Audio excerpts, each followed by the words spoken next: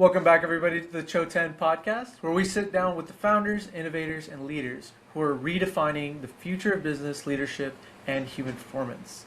Today, I'm joined by someone who's truly doing some groundbreaking work in how humans lead, how they navigate uncertainty, and shape the future of their organizations. I'm joined by Tirza Hollenhorst, CEO and founder of Luman. Luman helps leaders strengthen their awareness, their decision-making, and adaptability so they can navigate complexity with clarity. Tirza, welcome to the show. Thank you for jumping on the show. Thanks so much. It's a pleasure to be here. Amazing. So, Tirza, I want to jump right in. Tell us how you got started with Luman. Tell us the journey so far. Yeah, so I noticed that there was a gap, that if you wanted to work on yourself as an individual, there was just an incredible wealth of options. Now, this is 10 years ago already, but if you wanted to develop your skill set around leading and working with from a developmental perspective, there really was a massive gap in the marketplace. And this was especially true amongst startups. And so our initial hypothesis was actually around working with early stage companies, developing their capacity for what we might call teamwork, but really how each individual is able to show up as a leader and to work together. What we then found is that some of there actually was a massive gap in applying these kinds of skills in especially the area of innovation. And so we spent a good bit of time really almost exclusively working with large companies like Siemens and Airbus and Facebook and these really large institutions, building people's ability to innovate. We've now really come full circle in that how we see ourselves now is that we accompany organizations during pivotal moments, and that can still be startup, also scale up, IPOs, and business model transformation. So that does mean that some parts of our firm are still working with large organizations. Siemens is still a long-term partner, but that also a lot of our work and our clients are actually in that startup scale-up space, where there's just an incredible opportunity to be developing people while we're getting the work done. Awesome. So what made you get started specifically in the business of people? So what we were seeing was that teams all around us were failing, not because necessarily their business model was bad or that they didn't have a market, but because the team itself couldn't learn, adapt, and perform. And that there was just a real, the missing, if you will, wasn't on business model innovation. It was around how people come together and work together. Okay. So for a organization or a team that's looking to start implementing some of that, where do you think they should start? Yeah,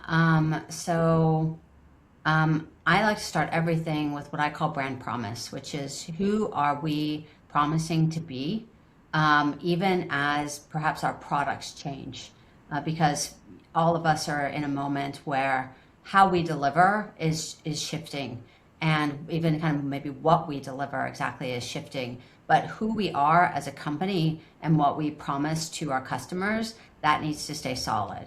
And so once we're clear on what we're trying to deliver, now we can ask ourselves from those outcomes, what do we need to do? And then who do we need to be? And then as we think about who we need to be, there's always an opportunity to see that gap of who are we now and who do we need to be? And so what are we developing? And what we find is that the fundamentals of what makes a great team really haven't changed. People keep kind of restudying and coming back to this, and we have mapped ourselves something like 14 different frameworks that all point to very similar things about what makes a high functioning team, and on the flip side, what actually creates a dysfunctional team. And so the fundamentals haven't changed. So for any team, really who do we need to be, where are we now, what's in the gap? And you're going to find that what's in the gap are oftentimes basics, do we have a clear purpose? Does everybody know what their role is and how their work actually contributes to that purpose? Do we have a way of creating accountability so we know what we're each delivering and how we can rely on each other? Do we have a place of psychological safety where people can authentically raise concerns and try things, ask questions, and make mistakes without being punished for them? Or, have we created a condition where we don't have psychological safety?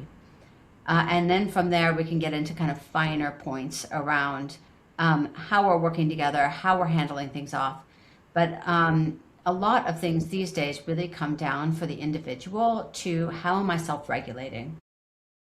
What has shifted in my last 10 years is that the level of stress and uncertainty has only gone up. Individuals now are facing so much uncertainty in their day-to-day lives, whether we're talking about political uncertainty, climate, economics. The just level of uncertainty has gone through the roof, which means that people's kind of baseline place of stress and their like where they can even recharge or recoup has shifted, so that we need to understand everybody's already coming into the workforce stressed. So especially as leaders, the first thing we need to understand is, am I regulated? Am I coming to this with a regulated nervous system? And as a leader, understanding what takes me off of my self-regulation, what causes me to go to one of those kind of 4 stress responses of fight, flight, freeze, or fawn. And what can I do to notice when I'm losing my regulation and bring myself back? Because we are all already a bit dysregulated, and as leaders, we can't get anything done, and we're not going to move anything forward if we're not already coming from a place of regulation. Absolutely, and you bring up a really good point about the leaders needing to be the ones that are the most self-regulated, and I want to talk about that a little bit. How important is it for the leaders of the leaders and the founders of the organizations to have that sort of self-regulation and have that strong mindset to pass along to their team? Mm-hmm. So what we might call self-regulation, or that ability to know where my nervous system is at and where I'm coming from, is really just foundational. So once you're in an elevated state, we're kind of always like either amping up or calming down, right? The nervous system's always going in one direction. And once we reach like a certain kind of threshold, what's happened is the sympathetic nervous system's activated, the amygdala is activated, and the body's being flooded with chemistry that literally shuts down the prefrontal cortex, the reasoning center. And so it is impossible to be making great decisions if we're not coming from a regulated nervous system. And so it's really foundational. And if your nervous system's elevated, well, we have mirror neurons, and we actually mirror each other's state of being. And so you'll begin to notice 2 people sitting together, they're going to start assuming a similar posture. They may assume a similar rhythm. That mirroring happens without us realizing it, and we mirror each other's states. So as the kind of leader in the room, it's your job to set the tone for the room, and you're doing it whether you realize it or not. And so if your tone is elevated, accelerated, stressed, that's what you're setting up for your team. And now we're all coming from a place that's elevated, accelerated, or stressed. Well, from that place, we don't have our prefrontal cortex engaged. We're making shorter term decisions. We literally lose our vision, our capacity to like actually see. Our vision becomes constricted. We lose our peripheral vision, and our voice becomes constricted. There's all kinds of physiological responses, and none of them create better like decision making or collaboration. Right. So, being a founder is extremely stressful. And like you mentioned, there's outside stressors like the political environment, the ecological environment. So where do we begin trying to regulate ourselves as founders so that we can be that regulated person for our team? Right. So back to basics, always. Are you eating, sleeping, moving, and staying hydrated? If you're like missing those foundations, it's very tough to build on from there. So I encourage all the founders I'm working with to consider using a wearable, whether it's a Whoop or an Aura or something, so that you're actually aware of how well you're sleeping, how well you're recovering. If you don't have a movement practice, you need to get one. The body needs to move. Yeah. Um, and then nutritional needs vary, but like we can name some foundational things here. Are you eating a low glycemic diet? Are you getting sufficient protein? Like, are you getting, are you eating well balanced meals? And then are you hydrated? Caffeine doesn't count. So they're getting those foundational things in, and then we can move to the more subtle things of just being aware, self-awareness of where am I coming from? When am I elevated? What kinds of things trigger me? And where do I go when I'm triggered? Because people have different responses when they're triggered. There are 4 foundational responses that we go to. Fight, flight, freeze, which you're familiar with, but then there's another one, which is fawn. And that is kind of that smile, go along to get along response. It's a little more common in the culture of like the female culture than the culture of men.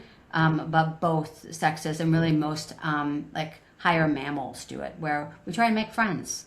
But sometimes as a stress response, that also has us really gloss over things and not actually deal with things. So knowing where you go to when you're stressed. Okay.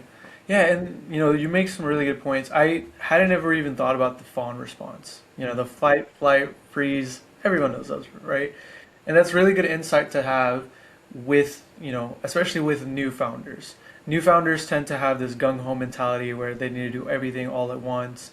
So for the new founders, where do you think is really the most important thing to focus when trying to build their businesses and, make sure they don't burn out, make sure that they keep themselves regulated, and then once they're starting to build those teams, have that strong presence? Every business is different, and but with founders, I always look at the first fundamentals. Are the fundamentals there? Like we mentioned, are they doing all the things? And then I want them to have a daily planning practice. I actually really like paper planners with very fine-grained time management, so that they're actually like seeing their day and planning their day. Because if we're just going from thing to thing to thing, even that action and activity can leave you very burnt at the end of the day. Whereas if your day feels planned and you feel like you're in authorship of all the things you're doing, you're going to come from a different place, and you can build in the short restorative breaks that actually enable you to do these kind of long marathon days. So after we've dealt with the basics, now I want a planning habit, and that tends to be kind of the thing that triggers the rest of the things. Once we're planning well, now we can talk about priorities. Okay. And those kinds of things. Now, in terms of working with startup teams, we're working with several teams right now where we serve as what we can fractional operational leadership, and that's where we bring in the ops and people performance together. I think about it as your fractional chief performance officer. And in those teams, the first thing I'm always wanting to get in place is good accountability. What are you agreeing to, and what's literally on your plate, and like how do you know what other people are doing? Getting that kind of transparency is really important, because everybody wants to contribute and they want to start doing things, but if we're all just doing something, that may not actually be moving us forward. So really understanding what's our roadmap, and then what are we up to today and this week? What are our priorities right now? That's kind of the next place I go. And then, there's a million things. Yeah, yeah. Have you seen a difference in different generations? So, obviously with Gen Z is getting a little bit older. They're starting to get into these leadership positions, a lot of them are starting businesses. Then the millennials right now are really the majority of the workforce. But do you see differences in founders from different generations? Certainly. So, what is happening now that is fresh is we're finding founders at younger and younger ages. Okay. And so, like, it's people probably aren't really aware, but really, even just this wave of entrepreneurship, um, like, and the ability to start things that are without a lot of capital came with kind of the dot-com Hmm. one boom. And so it's really only been in the last 20, 5 years that we've even had this wave of entrepreneurship and the idea that you could start something. And then as that wave has become more and more part of the fabric of society, the like founding age has moved down.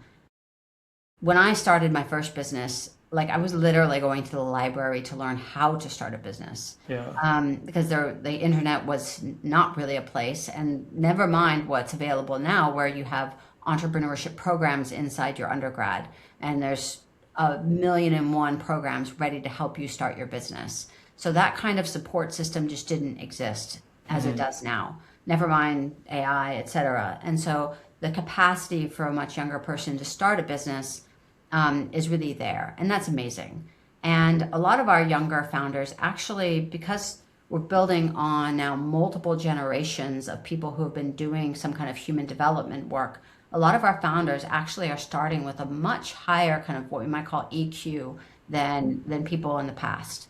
And that's not across the board, it's not everybody. Yeah. But what we'll see now is that people's parents did personal development work, and now we're even of a place where people's grandparents did some level of personal development work. And that's a fresh thing on the planet, really.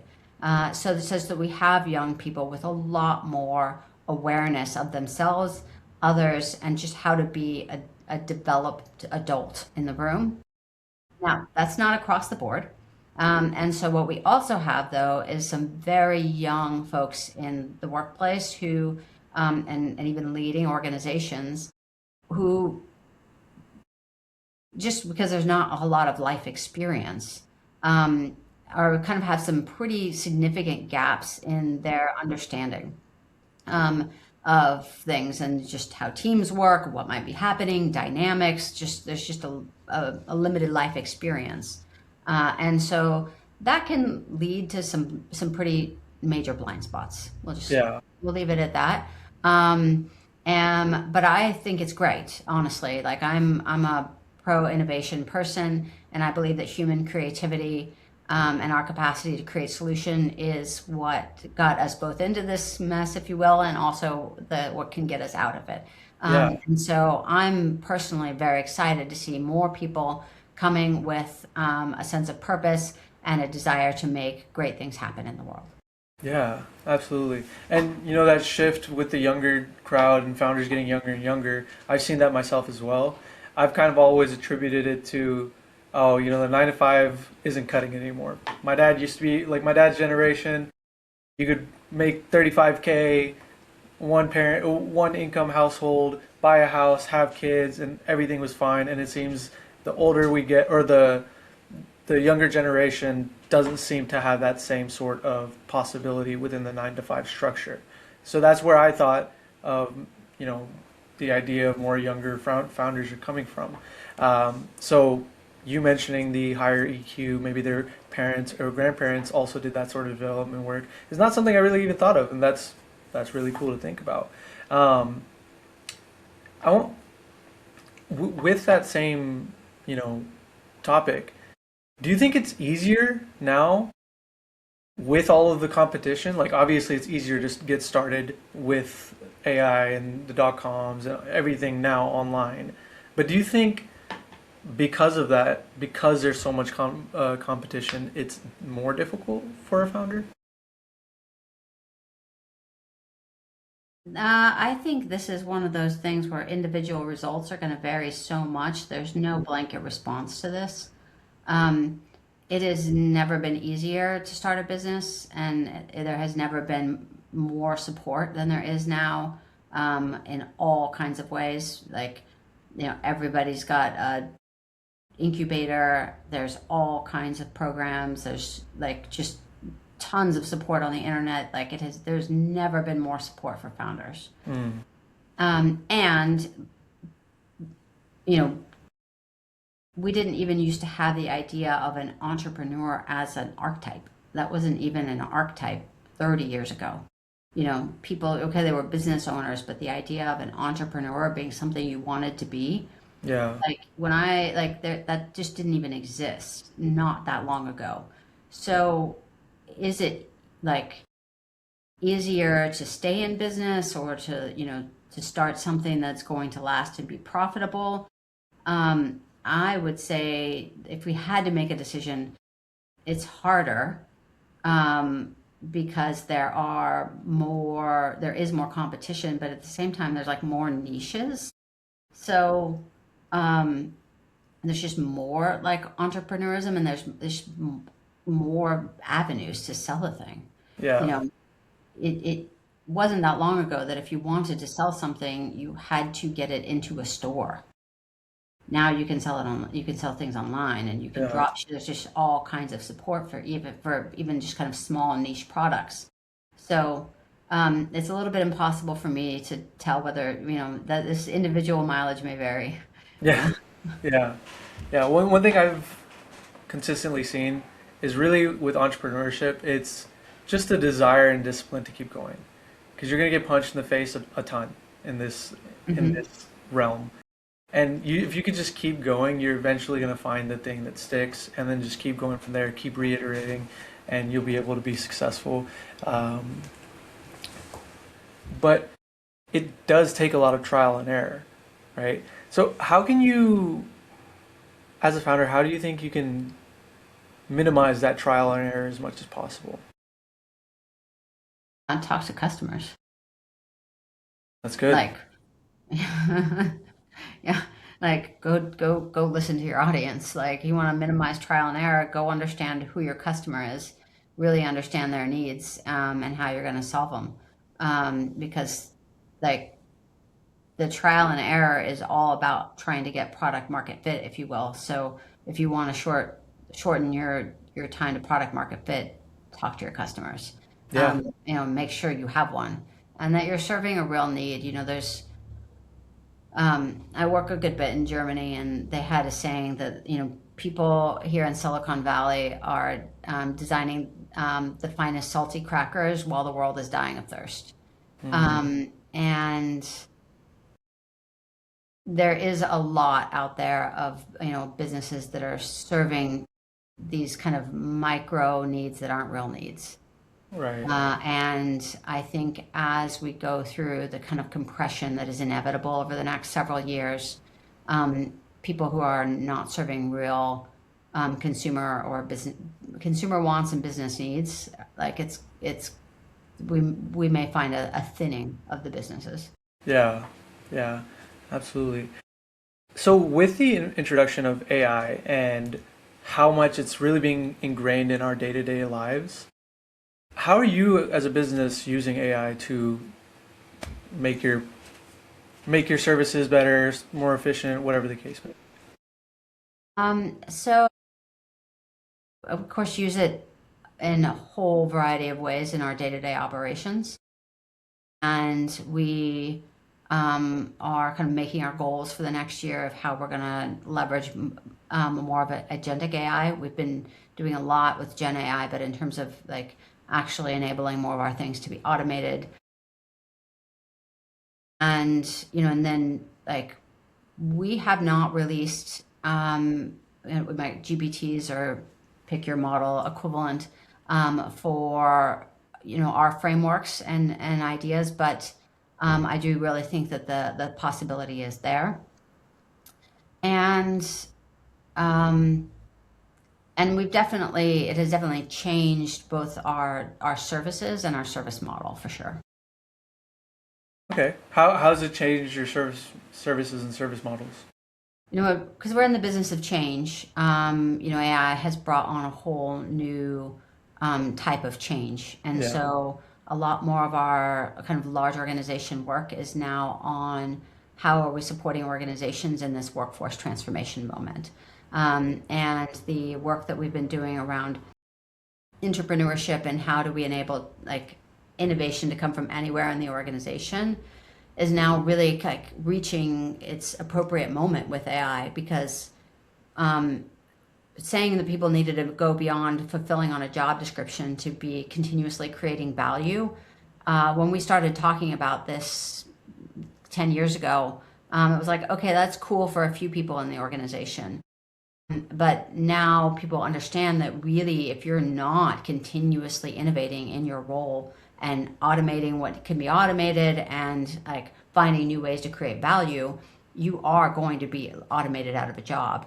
Yeah. So like the idea of what makes as Josh Bersin would say, a super worker has changed. And so we've found that in some ways a lot of our work is actually more relevant than it was 10 years ago, as people are more ready to embrace continuous innovation in the workplace. Okay. Awesome. Have you seen any issues arise with the introduction of AI? I mean, sure. Like what? I would say the quality of people's work has gone down.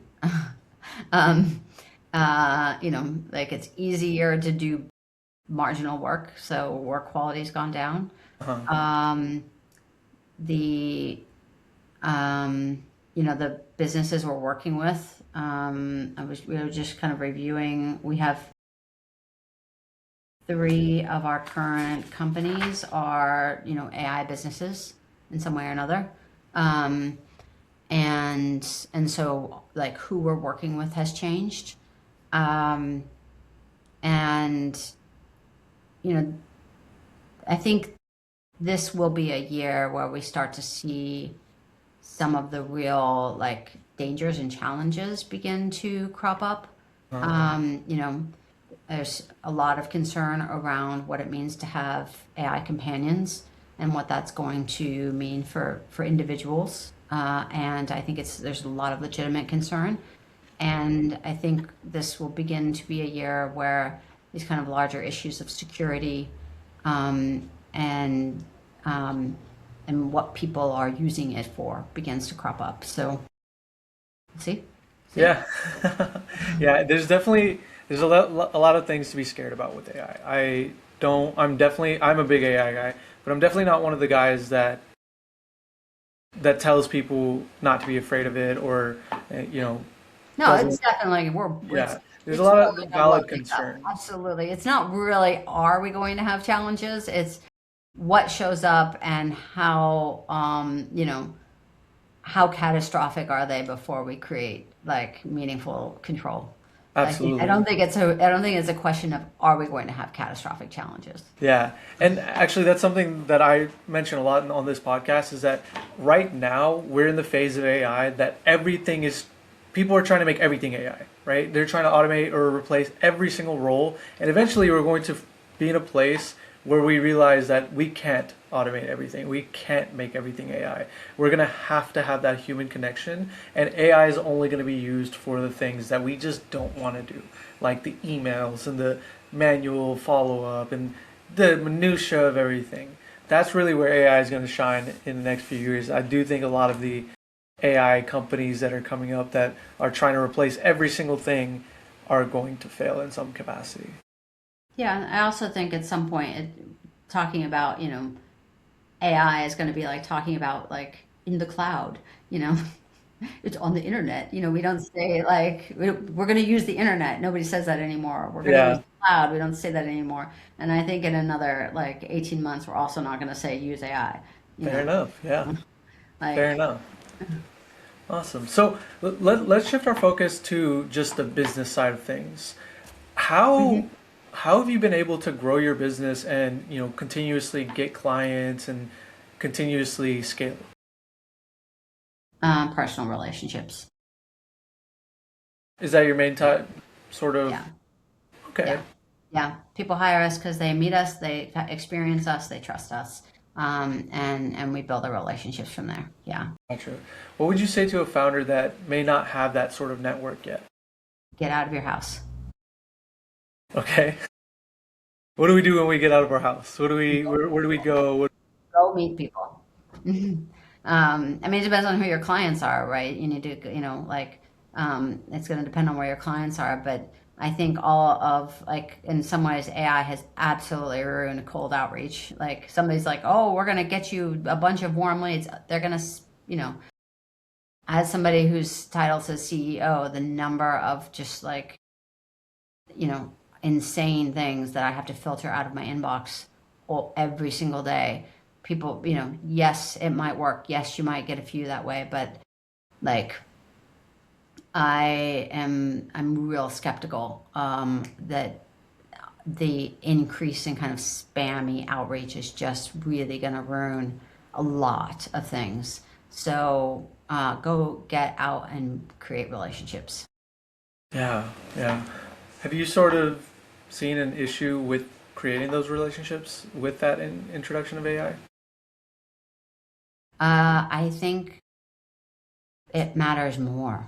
I think with the introduction, like that of just the insanity of outreach and things, that people are even more inclined to go with somebody that they have met. Yeah, yeah. Do you think it's harder to meet people now? No. Okay, that's good.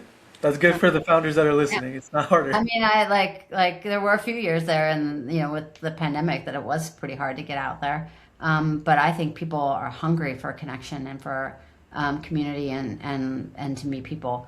And so, like, I'm not a particularly social and extroverted person, and I'm at a time in my life where I have a lot of obligations, and so I'm not out there all the time.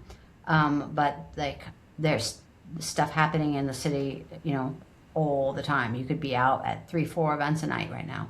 And so I don't think it's harder to meet people. And I think if people are hungry for connection, and you just have to like be willing to be the kind of awkward person that's like walks up and says hi. And so I would just tell like founders, go get out, like focus out, care about somebody else's experience, be hospitable, be welcoming, pretend that every event you go to, you are the host, and help make people feel comfortable, and be the person who introduces yourself and makes it easy for others. Be kind. Everybody is feeling awkward and lonely. And so just go be the one who says hi.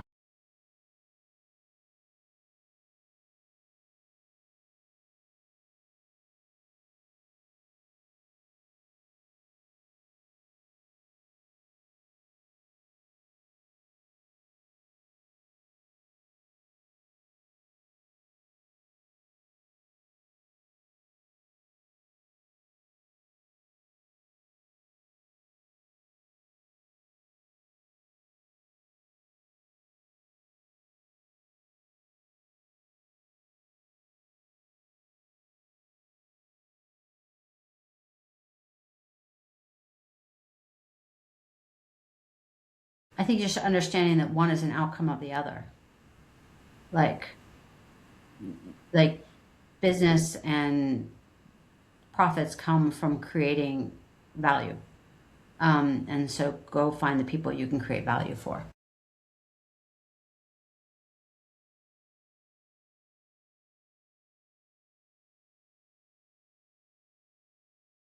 No, that's not the problem. Yeah, that's not. I'm not anti that or telling you not to have that as part of your goals, but the way there is creating value for others.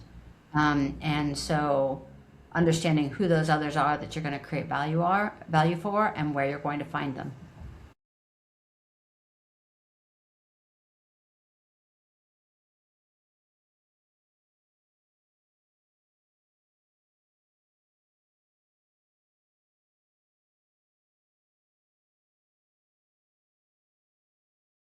Well, I don't know how people are rating things, but um, I'm always, looking the capacity to communicate, to have a vision and enroll people in it is really like what it's going to mean to bring a group of people along. And so the capacity to articulate a vision and help people see their place in it is one of the key things you're going to need to lead a team.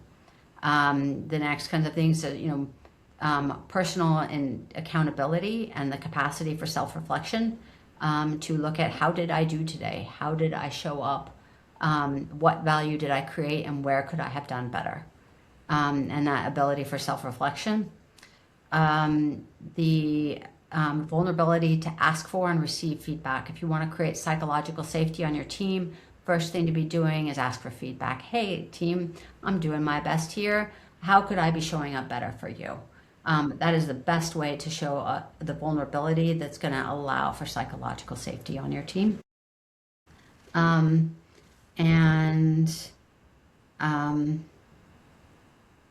And then that, integrity of like, did I do today what I said I was going to do?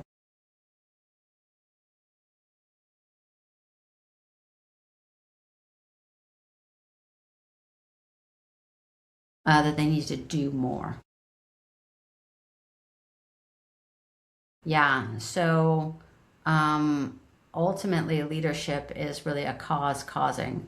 It's the ability to like enable other people to get work done. If you're hoarding the work and you're hoarding the the getting acknowledged for work, first of all, you're not going to get beyond yourself. Now, increasingly through agentic AI, we can have businesses that are centered on, an individual, but even there, you're delegating work to agents or other things.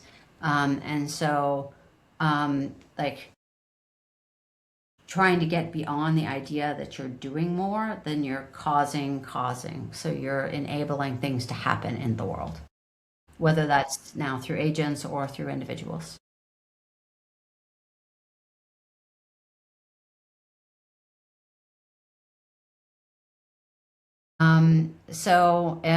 Sticking with startups, which is where we started. So we have a kind of complete operating system, and we come in to startups and support them in establishing an operating system for how they're going to manage their business. And so that's how we create cultural agreements on how we're going to work together. How are we going to see new ideas through? What gets into the roadmap, and how do we bring things into the roadmap?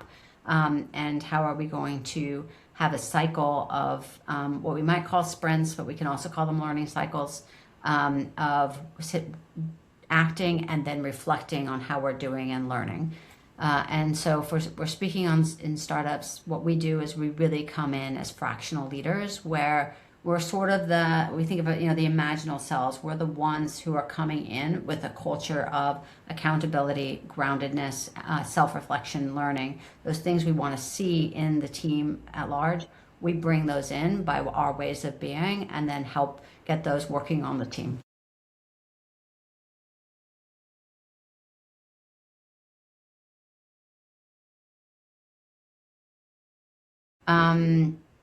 So fast learners, we do deep dives into different industries.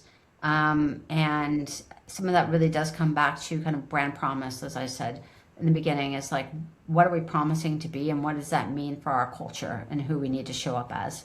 And so there is a difference. We work with Siemens, they're large, they're providing infrastructure and critical infrastructure, things that cannot go wrong. We don't want to see a culture of move fast and break things from people who create gas turbines and trains, you know.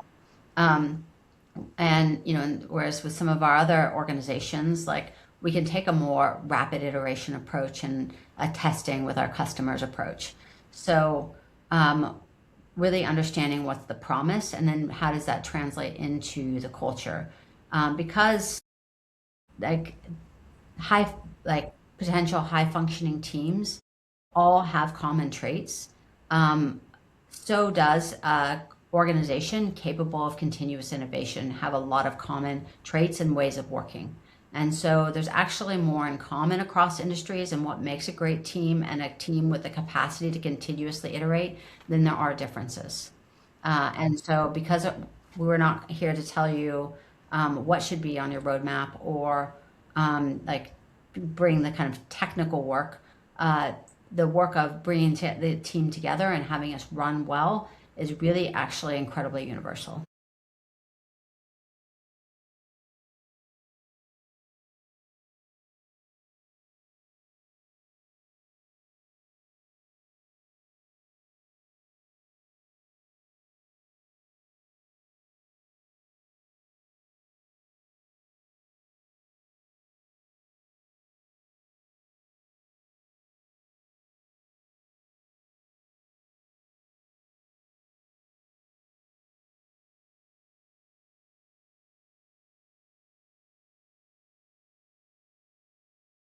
Yeah, so you can find us at lumen.io, luman.io. There are other lumens out there, we know.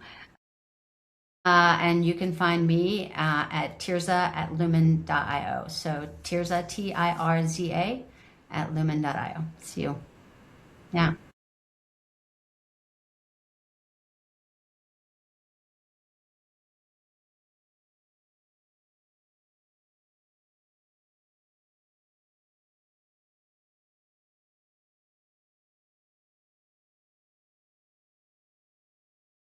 So, Robin, this was delightful.